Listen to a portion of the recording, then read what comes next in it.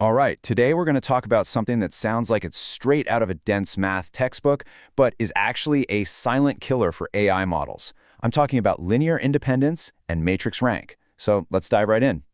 You ever had this happen? You build a model, it's working beautifully, and then bam, it just completely breaks. It throws errors, it won't train, and you're just left scratching your head wondering what on earth went wrong. Well, the answer might be hiding in plain sight, right inside your data.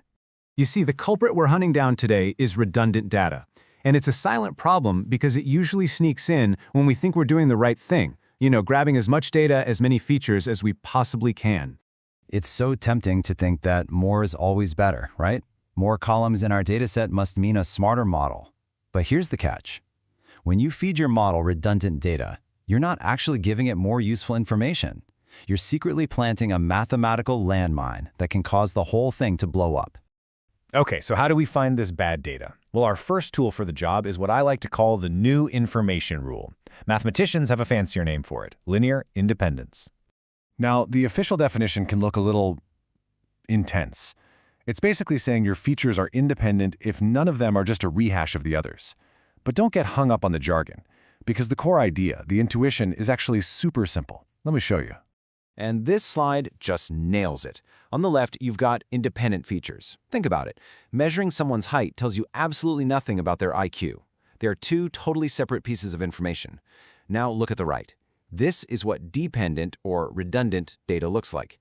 If you measure something in kilograms and then you measure it again in pounds, have you actually learned anything new? Nope. You've added zero new information because the second number is just the first one times a constant. It's totally useless. And we can even visualize this, which is really cool.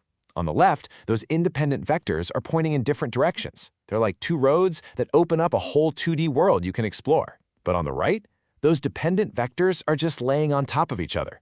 The second vector doesn't show you anything new. It just takes you further down the exact same road. It's one-dimensional information pretending to be two-dimensional. This idea of true dimensions brings us to our next, even more powerful tool, matrix rank. This is how we can measure the real amount of information packed into our entire data set.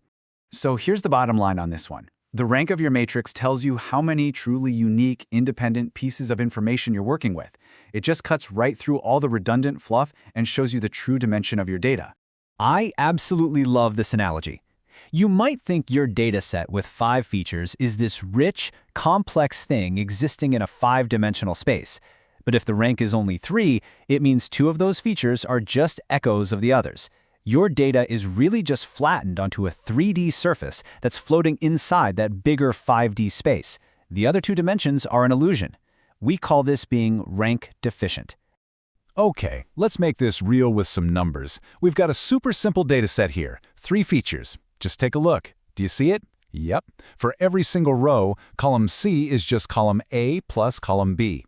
Feature C adds absolutely no new information. It's completely dependent on the other 2. So if we ask the computer to calculate the rank of this little matrix, what does it spit out? It tells us the rank is 2. See, we have 3 columns, but only 2 dimensions of real, unique information. The rank is 2.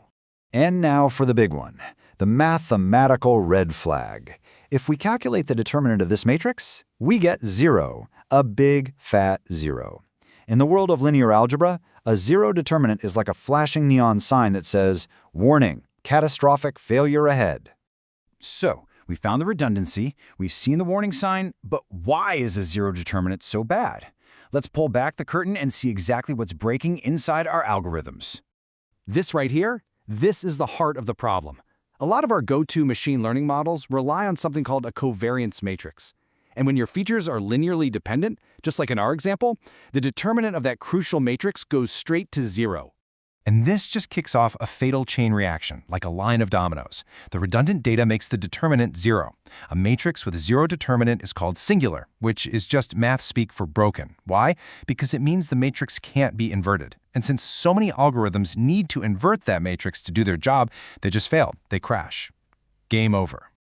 And we're not talking about obscure algorithms here. We're talking about fundamental tools like Gaussian Bayesian classifiers, anything that uses Mahalanobis distance, even some forms of linear regression. And hey, even if your model doesn't outright crash, you're still in hot water. You're making your model waste time and energy learning from useless data, which means slower training and a much higher risk of overfitting. Okay, that was a lot of bad news, but here's the good news. Now that we know how to diagnose this problem, we can actually fix it. This table lays it all out, nice and simple. On the left, you've got a healthy, high-ranked data set. Every feature brings something new to the table. The data actually fills up its space, and all the math works just fine. On the right, you've got a sick, low-ranked data set. It's full of duplicate info, it's flattened, and the math just breaks. So what's the fix? Well, it's actually pretty straightforward in concept. You just have to remove the junk, the redundant columns, before you train the model. You can use awesome automated tools like Principal Component Analysis, or PCA, to do this, or other feature selection methods that find and drop those useless columns for you. So at the end of the day, the big takeaway is this. Don't just blindly assume that more data is better. Take a second, check its rank, look for those hidden dependencies. Because this silent killer might just be hiding in your data, and now you know exactly how to find it. Which really makes you wonder, how much redundancy is hiding in your data?